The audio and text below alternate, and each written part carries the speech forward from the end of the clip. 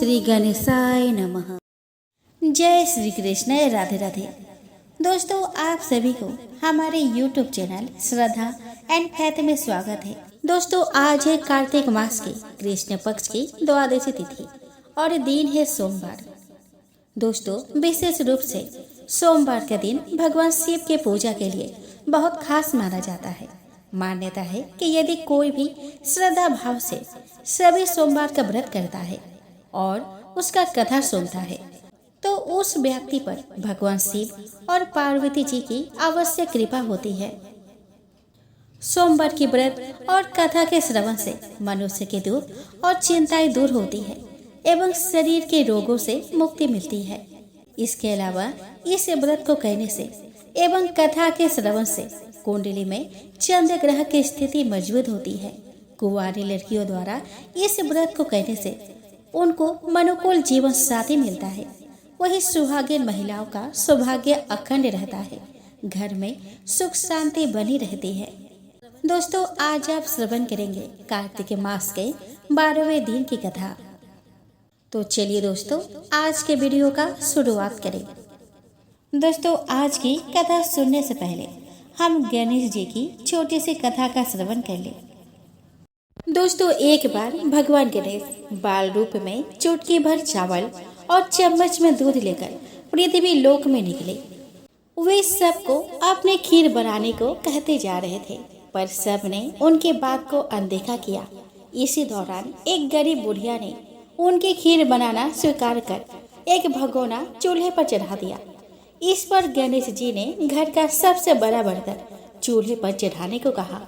बुढ़िया ने बाल लीला समझते हुए घर का बड़ा भगोना उस पर चढ़ा दिया। कुछ देर में ही एक चमत्कार हुआ। गणेश जी के दिए गए चावल और दूध बढ़ गए, पूरा भगोना उससे भर गया। इसी बीच गणेश जी नहाने के बाद खीर खाने की बात कहते हुए वहां से चले गए। पीछे से बुढ़िया के पोते पोती आए तो भूख लगने पर बुढ़िया ने उन्हें वह खीर खिला दी। खीर बनते देख रही पड़ोसन को भी बुढ़िया ने कटोरा भर खीर दे दी। बेटे के बहू ने भी चुपके से एक कटोरा खीर खाने के साथ एक कटोरा खीर छिपा दिया। इसके बाद भूख लगी तो बुढ़िया ने भी खाने के लिए खीर हाथ में ले ली और बोली कि आजा रे गणेशिया, खीर खा ले। तभी गणेश जी वहां पहुंच गए और बोले कि मैंने तो खीर पहले ही खा ली है। जब बुढ़िया ने पूछा कि कब खाई तो वे बोले कि जब तेरे पोते पोती पड़ोसन वह बहू ने खाई तभी मेरा पेट भर गया। इसके बाद जब बुढ़िया ने बाकी बची खीर के उपयोग के बारे में पूछा तब गणेश जी ने उसे नगर में बांटने को कहा। जब बुढ़िया ने खीर बांटी तो राजा को भी इसका पता लग गया। इस पर उसने बुढ़िया को अपने दरबार में बुला लिया और सारा माजरा जानकर उसने बुढ़िया का खीर का भगोना अपने पास मंगा लिया। पर राजा के महल में जैसे ही वह पहुंचा, उसमें कीड़े मकोड़े व जहरीले जानवर गिर गए। यह देख राजा ने वह बर्तन वापस बुढ़िया को दे दिया, जो उसके घर ले जाते ही वापस पहले जैसा हो गया। इसके बाद बुढ़िया ने फिर गणेश जी से बची हुई खीर के उपयोग के बारे में पूछा तो उन्होंने झोपड़ी के कोने में गाड़ देने को कहा। ऐसा कर बुढ़िया रात को सो गई और गणेश जी उसके झोपड़ी को लात मारते हुए अंतर ध्यान हो गए। अगले दिन जब बुढ़िया उठी तो उसे अपने झोपड़ी महल में बदली हुई मिली और खीर के बर्तन सोने जवाहरातों से भरे मिले। गणेश जी की कृपा जानकर बुढ़िया काफी प्रसन्न हो गई। तो हे गणेश जी महाराज, आपने जैसा फल बुढ़िया को दिया वैसा सबको देना।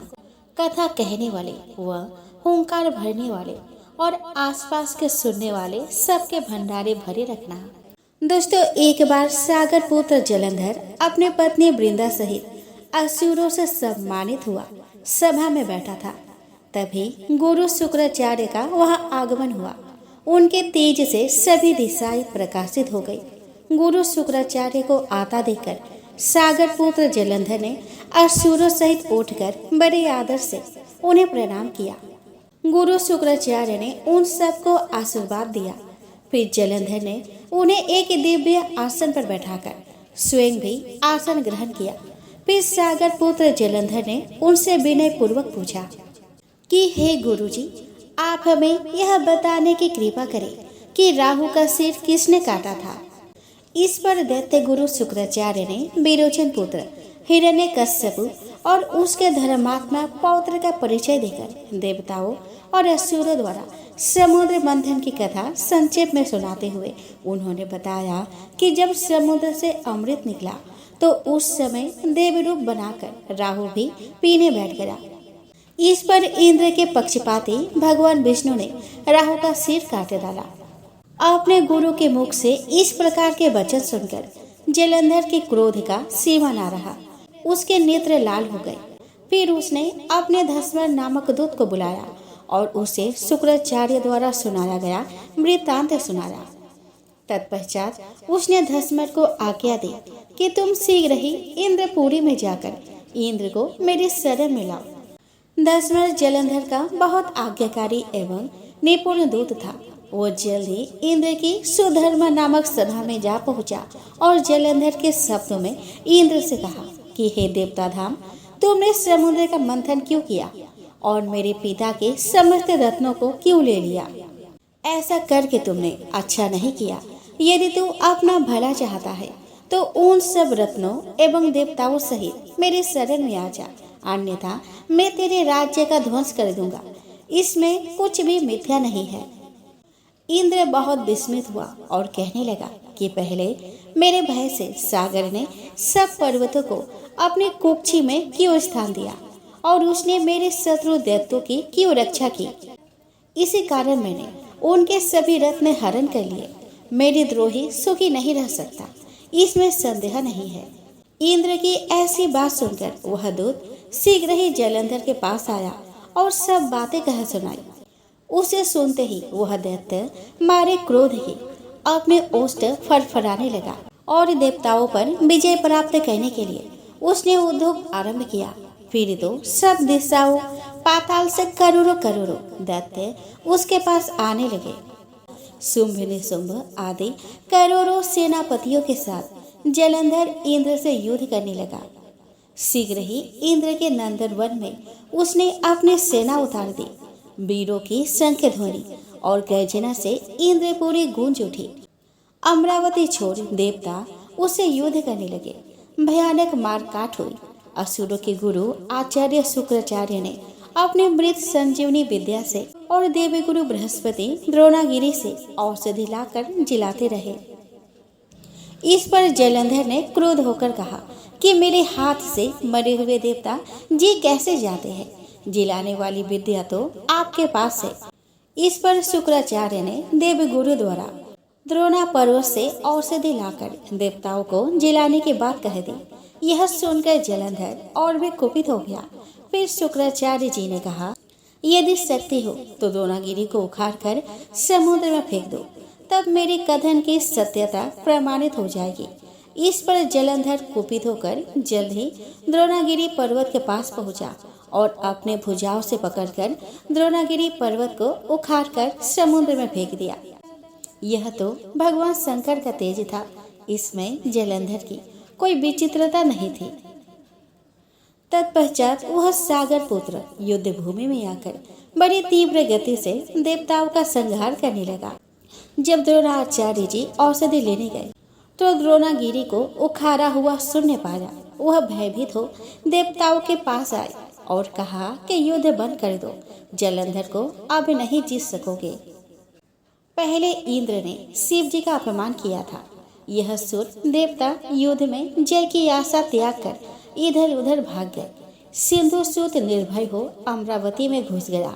इंद्र आदि सब देवताओं ने गुफाओं में शरण ली। दोस्तों, नारद जी ने कहा कि तब इंद्र आदि देवता वहां से भय कंपित होकर भागते भागते वैकुंठ में विष्णु जी के पास पहुँचे। देवताओं ने अपनी रक्षा के लिए उनकी स्तुति की।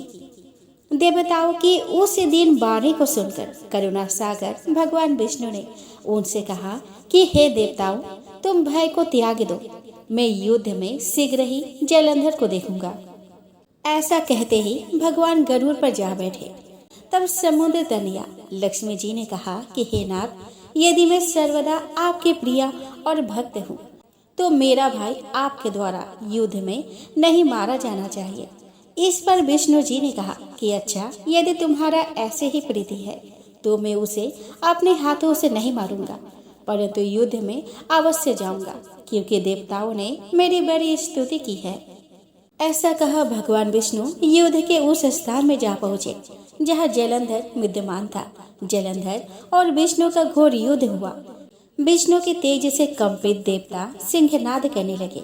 फिर तो आरूढ़ के अनुज गरुड़ के पंखों की प्रबल वायु से पीड़ित हो दैत्य इस प्रकार घूमने लगे जैसे आंधी से बादल आकाश में घूमते हैं।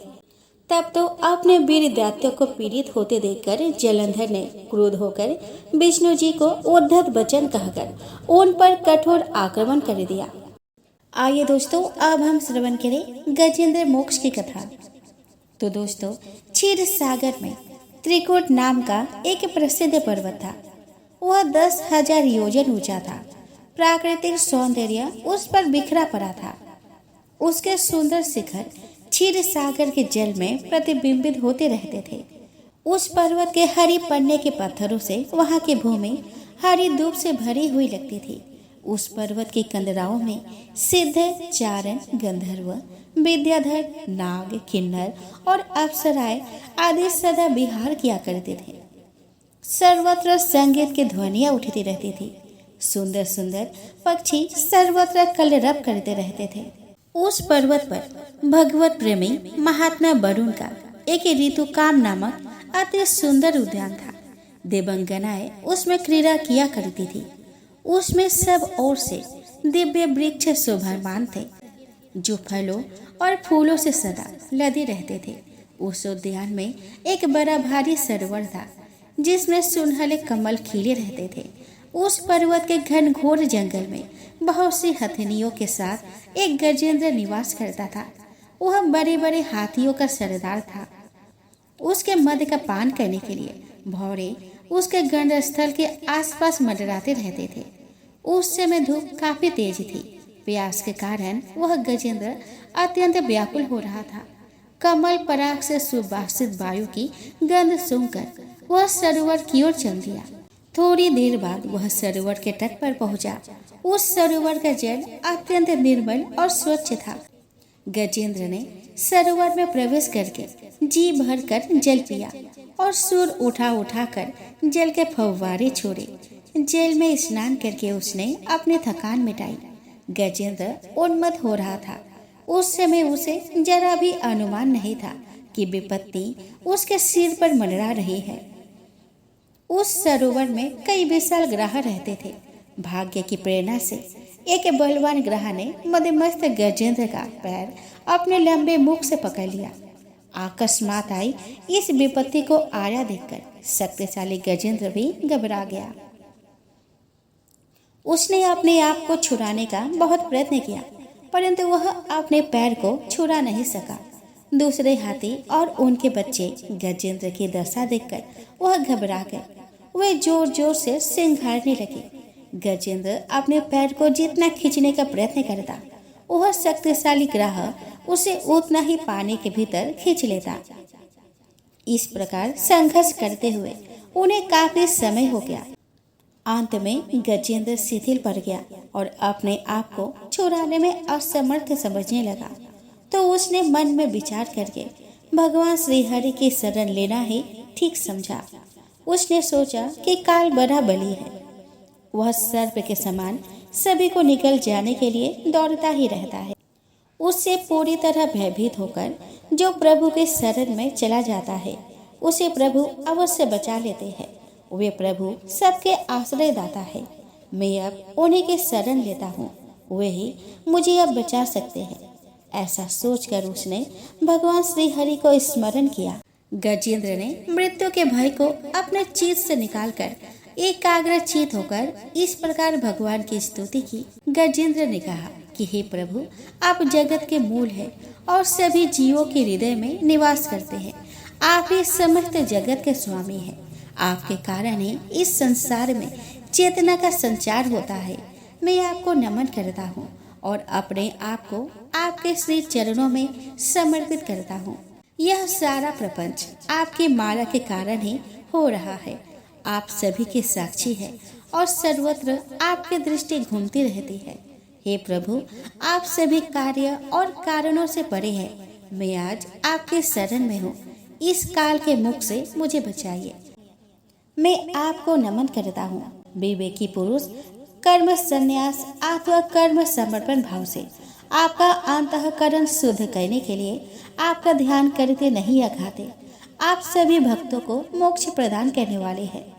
आप ही सबके स्वामी हैं, समस्त क्षेत्रों के एकमात्र ज्ञाता है, सर्व साक्षी है। आपके बिना जगत का एक पत्ता भी नहीं हिल पाता। आपकी इच्छा के बिना किसी की गति नहीं हो सकती। आप ही प्रत्येक घटना के कार्य कारण स्वरूप है।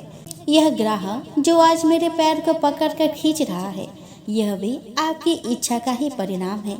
यदि मेरा जीवन इतना ही है तो मैं आपसे कुछ नहीं कहता। विधि के विधान में व्यवधान डालने की सामर्थ्य मुझ में नहीं है।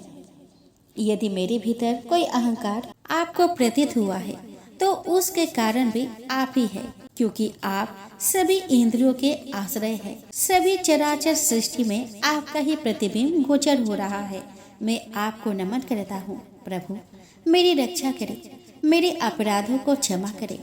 प्रभु, आपका जो भी रूप है आप उसी में मुझे दर्शन दे और मेरी रक्षा करे। यद्यपि इस पशु योनि में मैं जीना नहीं चाहता, क्योंकि अज्ञान के अंधकार ने मेरी बुद्धि को पूरी तरह से कूद कर दिया है।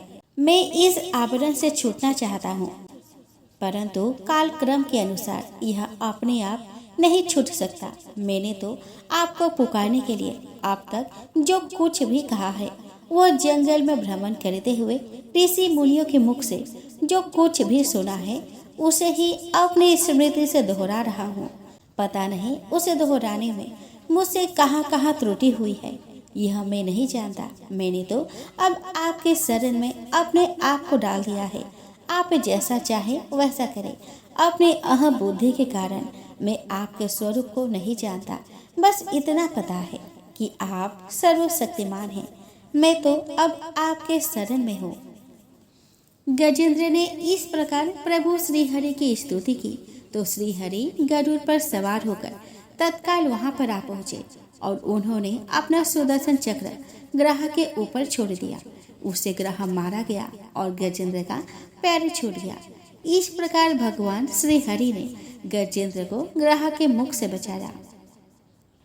जिस समय भगवान श्रीहरि ने ग्रह को मारा और गजेंद्र को बचाया, उस समय वह ग्रह तत्काल परम आश्चर्यमय रूप से दिव्य शरीर धारण करके देवलोक को चला गया। वास्तव में वह ग्रह पूर्व जन्म में हुहु नाम का एक श्रेष्ठ गंधर्व था। अगस्त्य मुनि के श्राप से उसे ग्रह योनि में आना पड़ा था। भगवान ने ही उसे मुक्त करने के लिए यह सारी लीला रची थी। ग्रह योनि से मुक्त होकर वह भगवान को नमस्कार करके देवलोक को चला गया। दूसरी ओर भगवान के स्पर्श करने से गजेंद्र के भी सारे पाप नष्ट हो गए। अज्ञान के अंधकार से वह मुक्त हो गया। उसे तत्काल भगवान के पार्षदों का रूप प्राप्त हो गया। उसने भगवान की परिक्रमा की, उनके चरणों में झुककर प्रणाम किया और सभी के देखते देखते वैकुंठ लोक को चला गया। वह गजेंद्र पूर्व जन्म में द्रविड़ देश का पांडव वंशी राजा था। उसका नाम इंद्रधूम्न था। वह भगवान का परम भक्त और अत्यंत तेजस्वी महात्मा राजा था। एक बार की बात है, राजा इंद्रधूम्न अपने राजपाट छोड़कर मलय पर्वत पर जाकर साधना करने लगा। उसने अपनी जटाई बढ़ा ली और तपस्वी का वेश धारण कर लिया।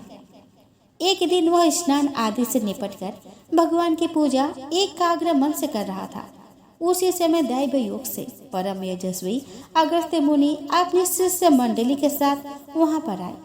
उन्होंने देखा कि राजा इंद्रधूम्न गृहस्थोचित अतिथि सेवा और प्रजा पालन धर्म का परित्याग करके तपस्वियों की भांति एकांत में बैठकर उपासना कर रहा है।